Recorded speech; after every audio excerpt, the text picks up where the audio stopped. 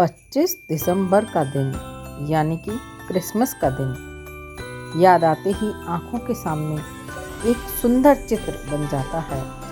बर्फ से ढका सुंदर क्रिसमस का पेड़, सुंदर लाइटों से सजा बहुत सारे उपहार, सुंदर जलती हुई कैंडल्स, लाल रंग के कपड़े पहने सेंटा जो लोगों को उपहार बांट रहा है, चर्च के बाहर की जगमगाती लाइट, चर्च के अंदर बेहतरीन डेकोरेशन, चर्च में प्रार्थना करते लोग। भारत में क्रिसमस को धार्मिक और सांस्कृतिक रूप में धूमधाम से मनाया जाता है।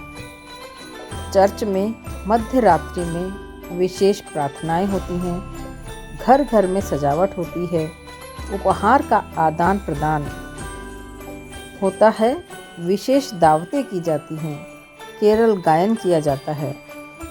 गोवा और केरला जैसे राज्यों में विशेष उत्सव जैसे सेंटा परेड और मोमबत्तियों की रस्म शामिल हैं। क्रिसमस की पूर्व संध्या पर चर्च में मध्य रात्रि मास, मिडनाइट मास एक महत्वपूर्ण परंपरा है। यहाँ मोमबत्ती जलाना और प्रार्थनाओं के साथ जश्न मनाया जाता है। क्रिसमस उत्सव का मुख्य उद्देश्य ईसा मसीह के जन्म का स्मरण को याद करना है। दुनिया भर में इसी 25 दिसंबर को ईसा मसीह के जन्म उत्सव को बड़े उत्साह से मनाया जाता है। बाइबल के अनुसार इस दिन उद्धारकर्ता ईसा मसीह का जन्म मरियम और यूसुफ के घर बेथलम में हुआ था।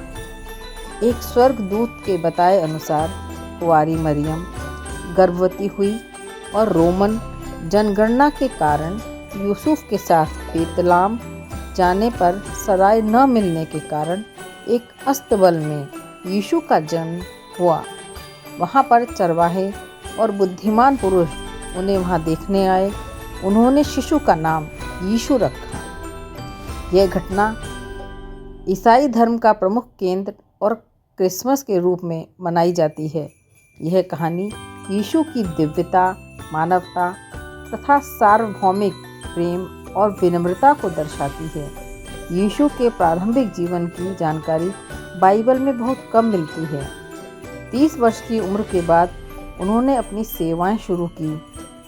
उन्होंने लोगों को परमेश्वर की इच्छा, प्रेम और दया, नैतिकता के शुद्ध प्रणाली के बारे में सिखाया।